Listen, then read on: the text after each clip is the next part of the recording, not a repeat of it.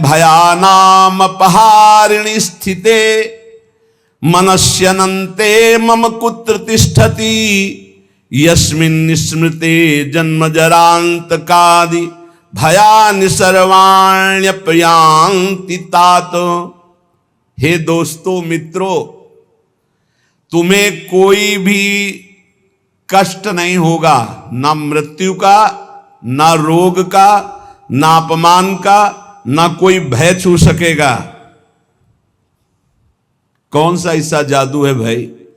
बोले समस्त भयम भयानाप हारिणी स्थिति, समस्त भय भय का अपहरण करने वाली एक स्थिति जागृत होती है। कैसे जागृत होती है?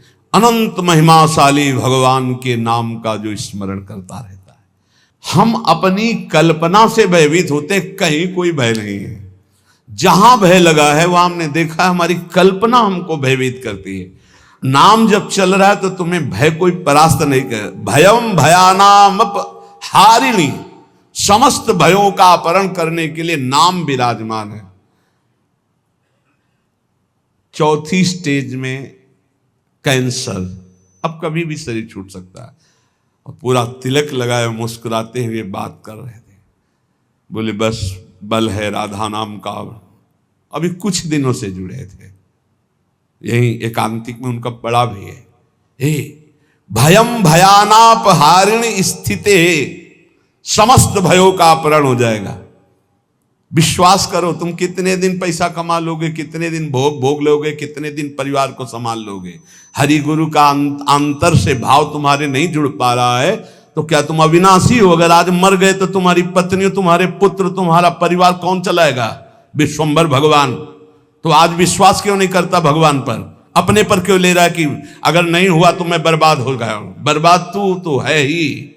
आबाद कब तू हुआ था? आबाद तो उस क्षण होता है जब उस ईश्वर का आश्रय ले लेता है और पूरा भरोसा ईश्वर पे छोड़ देता है, उसे कहते हैं आबाद होना। अहंकारी कभी, अपने को कर्ता मानने वाला कभी आबाद नहीं होता। यही समय तो होता है उत्तर देने का, मैं आपका। सर्वस्व नष्ट हो जाए तो भी स्वामी मैं आपका। आपकी आज्ञा के अनुसार आपके विरुद्ध कभी नहीं चल सकता, चाहे प्राण चले। भगवत प्राप्ति ऐसे होती है। नौकाएं कभी डूबती नहीं, लड़खड़ाती नहीं, छेद होती नहीं। नाविक ने आज तक किसी को डूबने नहीं दिया, पार कर दिया है। चुपचाप बैठा रहे, दौड़ क्यों मचा रहा है इधर से उधर? पूरा बैलेंस बिगाड़ने की कोशिश कर रहा है। एक आदमी ट्रेन में दौड़ रहा था, डिब्बे में एक साधु थे। भाई मैं देख रहा हूं तू दौड़ रहा है, क्यों दौड़ रहा है? बोले हमको बहुत जल्दी पहुंचना है अमुक स्टेशन है। पागल, ट्रेन चल रही, तू बैठ जा, तू बैठ जा, ट्रेन चल रही। ऐसे ही तू सच्ची मान, अध्यात्म की कोई दौड़ भाग नहीं होती।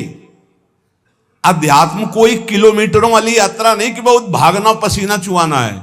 समझ समझ, विवेक का मार्ग, विवेक का। आराम से बैठ जा। काहू के बल भजन को, काहू के आचार, व्यास भरोसे, कुंवर के सोवत पाव पसार। अंतिम समय सूरदास जी का पद, भरोसो दृढ़ इन चरणन केरो। ये है पूरी जीवन की साधना। नाते नेह राम के मनियत, जाके प्रिय न राम वैदे ही, तजिए ताह कोटि बैरिसम जद्य परम सने ही। पुलापा नहीं चलता यहां, ठोस चलेगा, ठोस घनीभूत भक्ति। और वो होती भक्तों के चरणों से, हरिभक्तों के चरणों से। जरा भी आप प्रश्नवाचक चिन्ह आपके सामने लग गया तो शरणागति में कलंक लग जाएगा। नहीं, भगवत प्राप्ति का माइक से ठेका लेते हैं। शरणागति, भगवत प्राप्ति बिल्कुल सहज सरल। सब कुछ उनका था, उनका है, उनका ही रहेगा। तुमने जो अपना मान लिया है बस वही समर्पित कराने के लिए रोज सत्संग हो रहा, उसी को समझ लो। भगवान ही तुम्हारे पुत्र परिवार के रूप में हैं। वही ऐसा प्रश्न खड़ा करेंगे कि तुम भगवान को देखते हो या पुत्र को देखते हो। हमें श्री भगवान की तरफ देखना है तो वो भी हो जाएगा, सब मंगल ही मंगल हो जाए। और अगर पक्ष ले लिया संसार का तो गए, नंबर से आप नीचे उतर जाएंगे। इसीलिए कह रहे, अगर भय मुक्त होना, सबसे बड़ा भय मृत्यु का है, जो बच नहीं सकते, वो आने वाला है। तो बोले जब साधु भी मरता है, गृहस्थ भी मरता है, तो भी भजन से क्या है? साधु मरता नहीं। सांप जैसे अपनी केचुल छोड़ता है, ऐसे साधु अपने शरीर को छोड़ता है और भगवत धाम जाता है। मरता है विषयी पुरुष, जन्मत मरत दुषा दुख होई। इसलिए भयम भयानाप, जो नाना प्रकार के भय, नाना प्रकार के दुख, आपको चिंता शोक, उनसे मुक्त होने के लिए बार बार कहते हैं राधा राधा राधा, नाम जप करो, प्रभु के आश्रित हो जाओ, अपनी चिंता छोड़ो, अपने परिवार की चिंता छोड़ो, भगवत चिंतन करो। बहुत बढ़िया जिम्मेवारी भगवान ले लेंगे, सच्ची मानिए। कर्तव्य छोड़ने की बात नहीं कह रहे हैं, चिंता छोड़ने की। तुम्हारे चिंता करने से होगा, ओवर थिंकिंग तुम्हारे सोचने से होगा कि हम ये महल बनेगा, महल के ऊपर अटारी चढ़े, फिर ये होगा, फिर वो होगा, फिर वो होगा। तो बोले हम कुछ सोचे ना, नहीं, राधा राधा राधा, वर्तमान में राधा राधा जब, जो आगे होता चला जाए उसको करता चला जा, तो जीवन मुक्त हो जाएगा गृहस्थी में रहते हुए। सोच हमको नहीं, सोच हमारे प्रभु देंगे, आगे क्या करना है वो करेंगे। हम संकल्प विकल्प करके फंस जाएंगे। बाले क्रीडन का सक्ता यौवने विषयोन्मुखा अज्ञानयन्त्य शक्त्याः च वार्धकम समुपस्थितम तस्मात् बाल्ये विवेकात्मा यतेत श्रेयसे सदा बाल्य यौवन वृद्ध्यायैर्देह भावैर संयुतः। सांसारिक जन बाल्यावस्था खेल कूद में व्यतीत कर देते हैं। हम प्रणाम करते हैं उन माता पिता को जो अपने बच्चों को बाल्यावस्था से नाम जपना, समय से उठना, पृथ्वी माता के चरण छूना, सूर्य भगवान को नमस्कार करना, अच्छे अच्छे आचरण सिखाते हैं। आजकल माता पिता नहीं उठते प्रातःकाल, तो बच्चों को क्या उठाएं प्रातःकाल, 11 बजे तक उठते हैं। बाल्ये क्रीडन का शक्त यौवने विषयोन्मुखा, बाल्यावस्था तो खेल कूद में चली गई। जीवन वही धन्य जो भगवान से मिल जाए, वो जीवन किस काम का।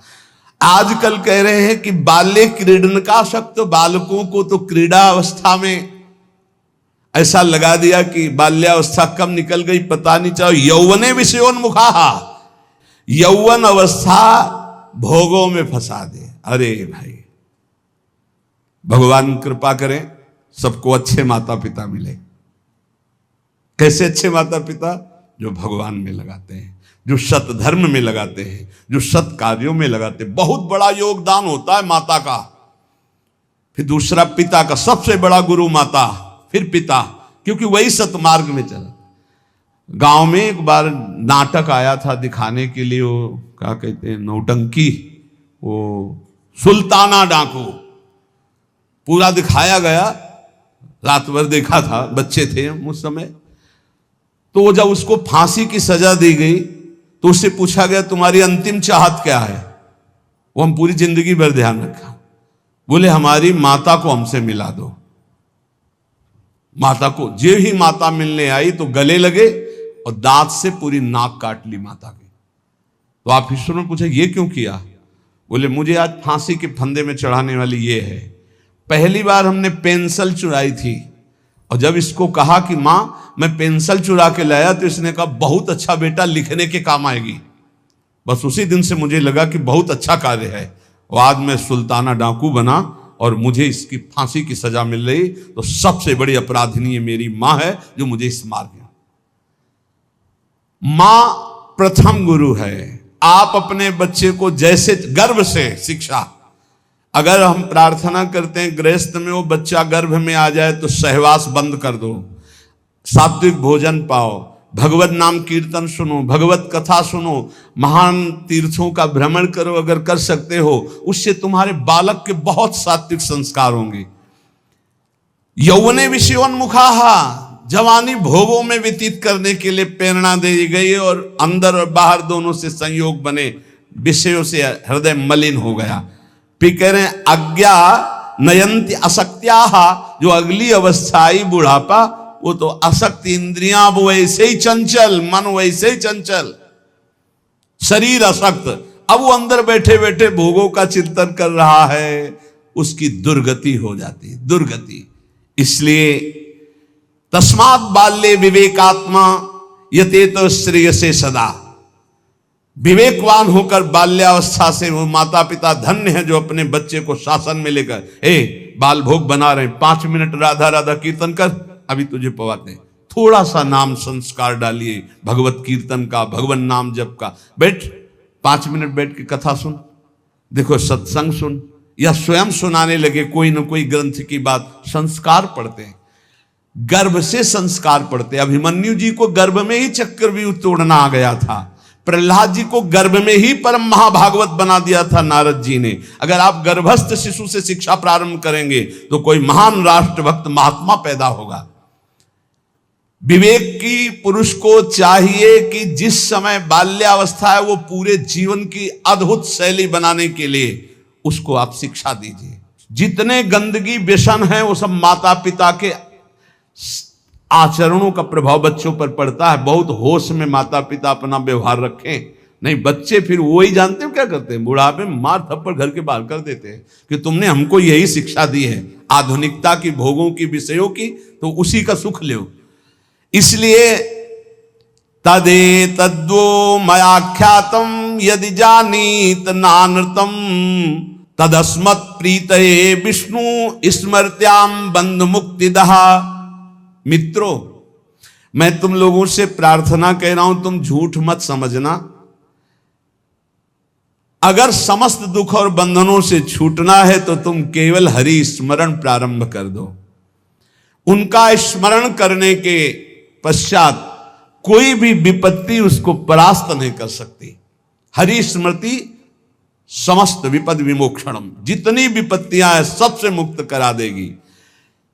तुम मेरी बात मान लीजिए। तदस्मत् प्रीतये विष्णु स्मृत्याम बंध मुक्तिदा, समस्त बंधनों से मुक्त हो जाओगे, मृत्यु का भय नष्ट हो जाएगा केवल हरि स्मरण। प्रयासः स्मरणे कोश्य स्मृतो यच्छति शोभनम पापक्षयश्च भवति स्मरताम तम अहर्निशम। स्मरण मात्र भगवान का परम मंगल परम कल्याण करता है। क्या जाता है? हरिशरणम राम कृष्ण हरि, राधा राधा हरे नमः। जो पसंद आवे, हमारे भगवान की तो अनंत नाम है, राधा वल्लभ श्री हरिवंश, जो पसंद आवे। खूब नाम कीर्तन, खूब नाम स्मरण। जो नाम स्मरण करता है समस्त मंगल समस्त कल्याण हो जाता है। अब आप बहुत ध्यान यहां दीजिए, नाम स्मरण प्रारंभ करेंगे तो 2 प्रक्रियाएं होंगी। यदि आपके पाप अधिक हैं तो तत्काल पाप नष्ट होना प्रारंभ हो जाएंगे। अब उसके लिए घटनाएं घटना प्रारंभ हो जाएंगी, विपत्ति, दुख, परेशानियां। आप ऊब मत जाना। अगर आपके पुण्य अधिक हैं तो पुण्य शुरू हो जाएंगे, ये लाभ ये लाभ ये लाभ। तो आप वो नाम जप का लाभ मत मान लेना, वो नाम जप से दुख आ रहा है ऐसा मत मान लेना। वो शुभ अशुभ दोनों को नष्ट करके आपको अखंड आनंद प्रसन्नता की तरफ ले जा रहा है। इसलिए धैर्य चाहिए नाम जापक में। सुख दुख नाम का फल नहीं है, सुख दुख पाप और पुण्य का फल है। आनंद और प्रसन्नता ये नाम का फल है। प्रसन्नता ये ब्रह्म स्वरूप है। प्रसन्नता, हर समय प्रसन्न रहना, ब्रह्मभूता प्रसन्नात्मा। जो रात दिन प्रभु का स्मरण करते हैं उनके सब पाप नष्ट हो जाते हैं। प्रभु में अहर्निश बुद्धि लगने के कारण प्रभु परम सुख समुद्र है, इसलिए वो सुख समुद्र हो जाता है, हर समय सुख में डूबा रहता है। तापत्रयणे भीतम यदे तदखिलम जगत तदा सोचेषु भूतेषु द्वेषम प्राज्ञः करोति कहा। ये संसार 3 तापों से जल रहा है। तुम शोचनीय पुरुषों जैसे जलने के लिए तैयार मत हो। अगर तुम बचना चाहते हो तो बच सकते हो नाम जप के, नहीं तो कैसे कैसे मृत्यु अपहरण कर रही है। बैठे हैं आराम से कुर्सी में, पीछे से पूरी दीवार गिरी, मर गए। एक एक क्षण में मृत्यु तो काल कवल कर रही है। और हम सोच रहे हैं सब कुछ काम हो जाए फिर एक बैठकर भजन करेंगे या तीर्थयाटन करेंगे। मृत्यु तुम्हें तीर्थयाटन और भजन के लिए समय नहीं देगी। आज अभी से भजन शुरू करो। बद्ध वैराणि भूतानि द्वेषम कुर्वन्ति चेततः सुशोच्यान्यति मोहेन व्याप्ता नीति मनीषिणाम। यहां भजन तो करते नहीं, एक दूसरे से वैर कर रहे हैं, एक दूसरे से छल कपट कर रहे हैं, पापाचरण कर रहे हैं। विचारवान कभी किसी से वैर नहीं करता, ये पापाचरण नहीं करता। तुम महामोह से व्याप्त होकर किसी से यहां लेन देन मत कर लेना पाप का। कोई ऐसा पाप कर लिया, कोई वैर कर लिया, आना पड़ेगा। त्रिभुवन में किसी से वैर नहीं होना चाहिए, तब तुम जीवन मुक्त होगे। इसीलिए अजात शत्रु होता है भगवान का भक्त। और किसी से कुछ लेना न देना, मगन रहना, कर्जा ना रहे, नहीं तो आके देना पड़ेगा, आना पड़ेगा। कुछ ना कुछ ऐसा बन करके उसका हिसाब करके तुम्हें यहां से जाना पड़ेगा। बोले जैसे हमारा जवान लड़का था, बहुत मेहनत करके, बहुत वो अपने में कम खर्चा करता था, सब हम ही को देता था, क्योंकि कर्जा